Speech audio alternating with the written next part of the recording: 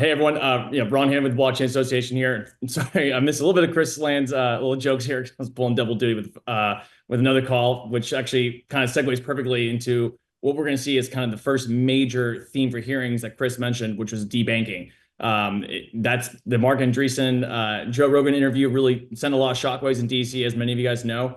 Even though there's been an issue going on a long time here, there've been a lot of updates, obviously, with the Coinbase FOIA case. So I would expect probably in the next 2 to 3 weeks, we'll probably see our first hearing in Senate banking likely, and they'll be on debanking. So prepare for that. Prepare for a lot of focus on the FDIC, especially again in wake of all the FOIAs that are coming out and a lot of the evidence here. So that's where we're looking to start more in the hearing side of things. We'll probably be segueing more into stablecoins, it looks like, as well in House Financial Services, as well as starting the process over, it seems like, for market structure.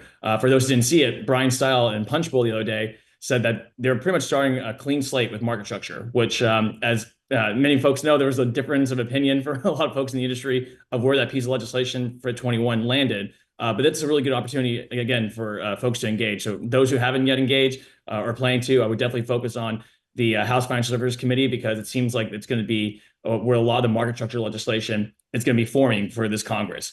At least on the horizon as well. Some other small things to look out for. Yesterday, for those who, in case it hasn't been announced yet, Mike Carey from Ohio, as well as Ted Cruz in Texas, introduced a Congressional Review Act, that's a CRA, to go after the broker rule that was finalized in the waning days of last year. It really targets, at least in that new iteration, DeFi, as many folks know here. And it's really good to have a lot of folks in Congress supporting us here. The next step, though, is trying to get as many co-sponsors as we can to those bills. At least in the Senate, I believe right now they have 6 co-sponsors with Ted Cruz's effort. If they get 24 more, then they can start the discharge position, which means it can go through the whole CRA process.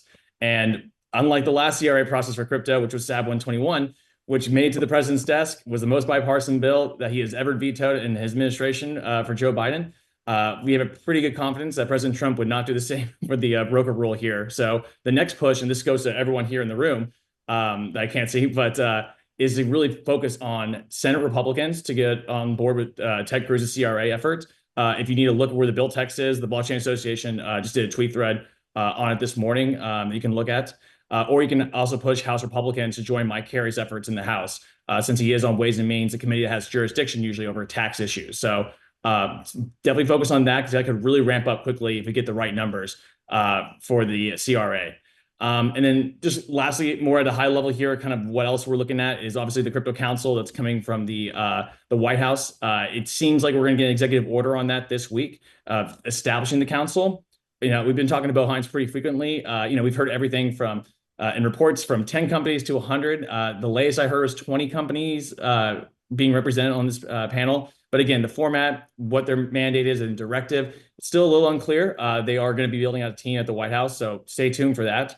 And then potentially other executive orders as well. There's been a lot more rumors today on a reserve-ish kind of EO, unclear when the timing will be.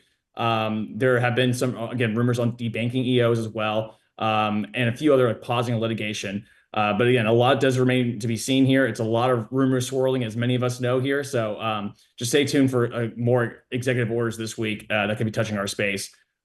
Because the free Ross one was great, but I'm sure we'll be getting plenty more from our sources here. And then lastly, there's also the SEC Council. The good news is that we have Hester Peirce leading it, as we mentioned earlier. I heard the question as well. We have Mark Ueda as well. I'm going to be doing acting chair of the SEC. There's still no timing, unfortunately, yet for Paul Atkins' confirmation, but we hope it's soon so we can get him in there and really get the SEC rolling on the rulemakings and such that they need. That can very much well impact what market structure legislation looks like out of Congress.